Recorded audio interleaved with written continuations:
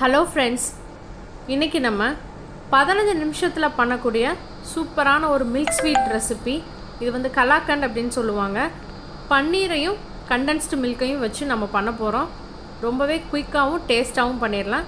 எப்படி பண்ணுறது அப்படின்னு சொல்லிட்டு பார்க்கலாம் வாங்க. 200 கிராம் அளவுள்ள பன்னீர் எடுத்துக்கோங்க. எப்போதுமே பன்னீர் நம்ம பயன்படுத்தும் போது பாக்கெட்லேருந்து கட் பண்ணிவிட்டு தண்ணியில் ஒரு வாட்டி அலசிடுங்க. ஆனால் இதில் நம்ம அரைக்க போகிறோம், அதனால் தண்ணியை நல்லாவே வந்து வடிய விட்டுட்டு மிக்சியில் ஒரு சுற்று மட்டும் சுற்றிக்கோங்க. உங்களுக்கு வந்து கையிலேயே பன்னீர் நல்லா உடஞ்சாலும் இந்த மாதிரி கட்டிகள் இல்லாமல் நல்லா வந்து உதிர்த்து எடுத்து வச்சுக்கோங்க. 200 கிராம் அளவுள்ள பன்னீர். நான் இன்றைக்கி வந்து கண்டென்ஸ்டு மில்க் வந்து 400 கிராம் இருக்கக்கூடிய பாக்ஸில் வந்து பாதி பயன்படுத்த போகிறேன். 200 கிராம் பன்னீர், 200 ml கண்டென்ஸ்டு மில்க். இது வந்து மிதமான இனிப்பாக இருக்கும். உங்களுக்கு இனிப்பு அதிகம் வேணும்னா ஒரு 2 டேபிள் ஸ்பூன் அளவுக்கு சர்க்கரையோ இல்லை கொஞ்சம் அதிகமாகவோ கண்டென்ஸ்டு மில்க் சேர்த்துக்கோங்க. 2 டேபிள் ஸ்பூன் அளவுக்கு பால் பவுடர் சேர்த்துக்கலாம். இது வந்து நல்லா உங்களுக்கு உடையாமல் வர்றதுக்கு பயன்படும். கொஞ்சமாக ஏலக்காய் தூள். எல்லாமே வந்து நீங்கள் ஒரு பவுலில் நல்லா மிக்ஸ் பண்ணி விட்டுட்டு நம்ம வந்து கடாயில் வச்சு சுருண்டு வர வரைக்கும் கிளறினா போதும். இதுக்கு பதம்லாம் எதுவுமே பார்க்க வேண்டியதில்லை. சுலபத்தில் நம்ம நினச்ச உடனே ஒரு 10-15 நிமிஷத்தில் பண்ணக்கூடிய சூப்பரான மில்க் ஸ்வீட் இது. கடாயில் வந்து சும்மா 1 டீஸ்பூன் அளவுக்கு நெய் விட்டுக்கலாம்.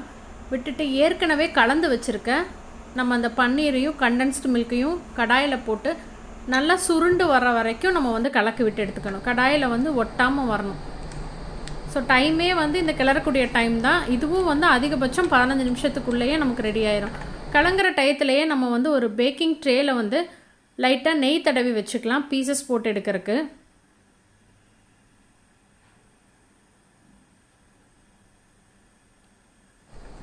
இப்போ பாருங்கள், நேரம் ஆக லைட்டாக வந்து சுருண்டு அப்படியே வர ஆரம்பிக்குது.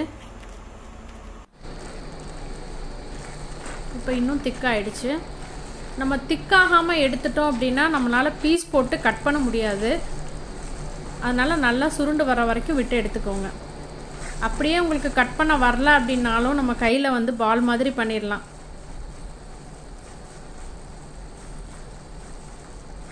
பாருங்கள், நல்லா வந்து சுருண்டு வந்துடுச்சு. நம்ம விட்ட நெய் வந்து 1 ஸ்பூன் தான் விட்டோம். அதுவுமே பார்த்திங்கன்னா லைட்டாக அப்படியே சுற்றியும் ஓரங்களில் வந்து வெளிவர ஆரம்பிக்குது. இந்த ஸ்டேஜில் வந்து நம்ம ஏற்கனவே நெய் தடவி வச்சுருக்க தட்டத்தில் வந்து இதை மாற்றிட்டு உங்களுக்கு தேவையான நட்ஸ் போட்டுக்கோங்க. பிஸ்தா பிடிக்கும் அப்படின்னா அது போட்டுக்கலாம். நான் இன்றைக்கி வந்து பாதாம் வந்து சின்ன சின்னதாக துருவி அதை வந்து சேர்த்துருக்கேன். நல்லா வந்து ஷேப் பண்ணுறதுக்கு அளவாக லெவல் பண்ணி விட்டுட்டு ஒரு 10-15 நிமிஷம் ஆற விட்டுட்டு அதுக்கப்புறமா நம்ம வந்து கத்தி வச்சு லைட்டாக கோடு மட்டும் போட்டு விட்டுடலாம். நல்லா ஆறுனதுக்கப்புறமா அந்த பீசஸ் எல்லாம் நம்ம வந்து எடுத்து விட்டுக்கலாம். இந்த இனிப்பு வந்து ரொம்பவே மைல்டாக இருக்கும். நீங்கள் 2 பீஸ் கூட அட் அ டயத்தில் சாப்பிட்லாம், நமக்கு திகட்டாது. இன்னும் கொஞ்சம் ஸ்வீட் அதிகம் வேணும் அப்படின்னு நினச்சிங்கன்னா கொஞ்சமாக கண்டென்ஸ்டு மில்க் வந்து ஜாஸ்தி பண்ணிக்கோங்க. அதே மாதிரி பீஸும் உங்களுக்கு சின்ன சின்ன சைஸ் வேணும் அப்படின்னா சின்ன சின்னதாக போட்டுக்கலாம். நான் வந்து கொஞ்சம் பெரிய பீஸாக தான் எடுத்திருக்கேன். இப்போ கட் பண்ணி விட்டாச்சு. இன்னும் ஒரு 15-20 நிமிஷம் ஆகட்டும். இப்போ பாருங்கள், சூப்பராக வந்து நம்மளுடைய கலாக்கண்ட் வந்து ரெடி ஆகிடுச்சு. பீசஸ் எல்லாமே வந்து அழகாக வருது. டேஸ்ட்டும் வந்து ரொம்ப நல்லாயிருக்கும். சீக்கிரமாகவும் பண்ணிடலாம்.